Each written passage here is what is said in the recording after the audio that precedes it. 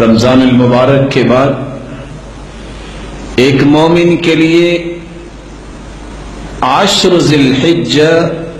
ذوالحجہ کے مہینے کے پہلے 10 دن بڑے ہی عظمت والے دن،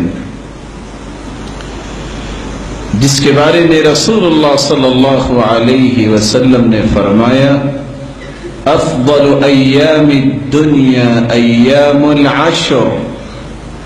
لوگوں، سال کے جتنے بھی ایام ہیں، سب سے فضیلت والے ایام، سب سے فضیلت والے دن ذوالحجہ کے پہلے 10 دن ہیں۔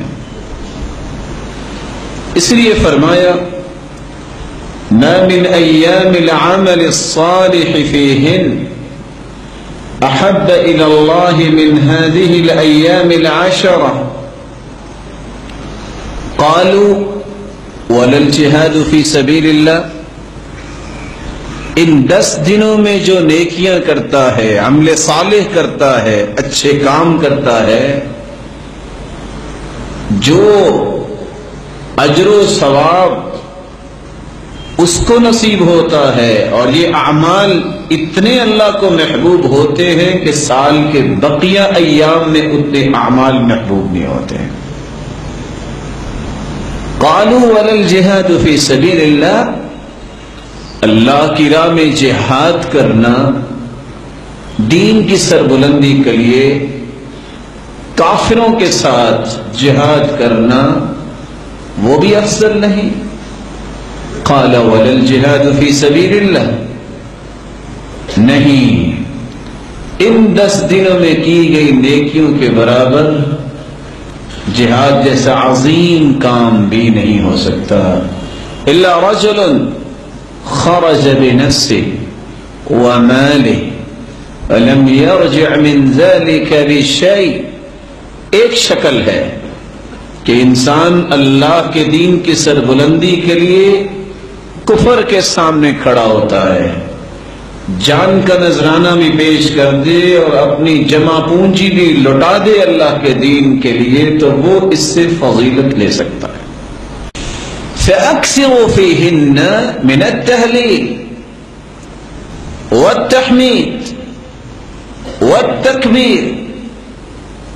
جس کی زندگی میں 10 دن آ جائیں، اس کو چاہیے کہ ان 10 دنوں میں کثرت سے لا الہ الا اللہ، الحمد للہ، اللہ اکبر، ان 3 کلمات کو کثرت سے ان 10 دنوں میں پڑھے۔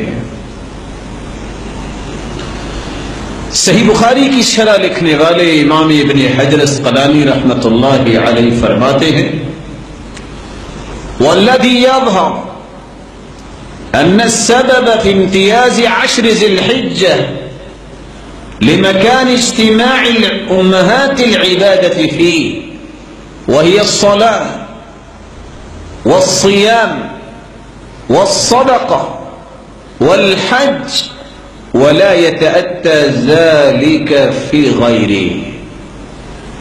حدیث سے سمجھ آتی ہے کہ ان 10 دنوں کو اللہ تعالیٰ نے فضیلت کیوں دی۔ ان 10 دنوں میں تمام بڑی عبادتوں کو اللہ نے جمع کر دیا ہے جو سال کے کسی اور دن میں جمع نہیں ہوتی۔ نماز سارا سال مومن پڑھتا ہے، صدقہ بھی دے سکتا ہے، روزے بھی رمضان میں رکھتا ہے، لیکن حج صرف انہی ایام میں ہوتا ہے۔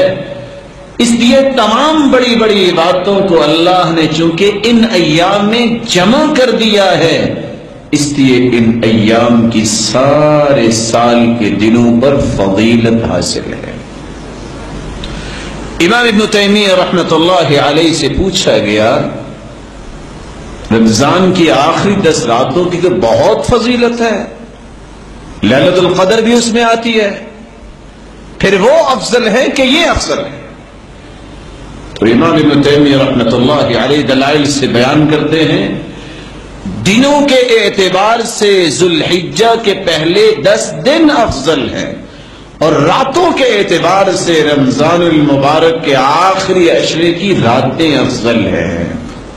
ام سلمہ رضی اللہ تعالی عنہا روایت کرتی ہیں، رسول اللہ صلی اللہ علیہ وسلم نے فرمایا، اذا رأيتم هلال ذي الحجة واراد احدكم ان يضحي فليمسك عن شعره وعن اظفاره، تم میں سے جب کوئی ذی الحجہ کا چاند دیکھ لے، اگر وہ قربانی کرنا چاہتا ہے تو اس کو چاہیے کہ ان 10 دنوں میں بال بھی نہ کٹوائے اور ناخن بھی نہ کٹوائے۔ اگر انسان رسول اللہ صلی اللہ علیہ وسلم کے اس طریقے کو زندہ کرنا چاہتا ہے تو پہلے 9 دن کا روزہ رکھے۔ كان يصوم 9 ذي الحجة ويوم عاشوراء و3 أيام من كل شهر۔ آپ صلی اللہ علیہ وسلم پہلے 9 دن کا روزہ رکھتے، یوم عاشوراء 10 محرم کا بھی روزہ رکھتے، و3 أيام من كل شهر، اور ہر مہینے ایام 20 کے روزے رکھتے، 13، 14 اور 15 جو چاند کی ہے، ان 3 ایام کا روزہ رکھا کرتے تھے۔ اور آپ کا معمول مبارک تو یہ بھی تھا، وَكَانَ يَصُومُ يَوْمَ الْاثْنَيْنِ وَالْخَمِيسِ، آپ پیر کے دن کا اور جمعرات کے دن کا بھی روزہ رکھا کرتے تھے۔ رسول اللہ صلی اللہ علیہ وسلم سے سوال کیا گیا، سئل عن صوم یوم عرفہ، عرفے کے دن کے روزے کے بارے میں سوال کیا گیا، آپ نے فرمایا یکفر السنة الماضیہ والباقیہ، جو عرفے کے دن کا روزہ رکھتا ہے اللہ رب العزت اس کے 2 سال کے گناہوں کو معاف فرما دیتے ہیں۔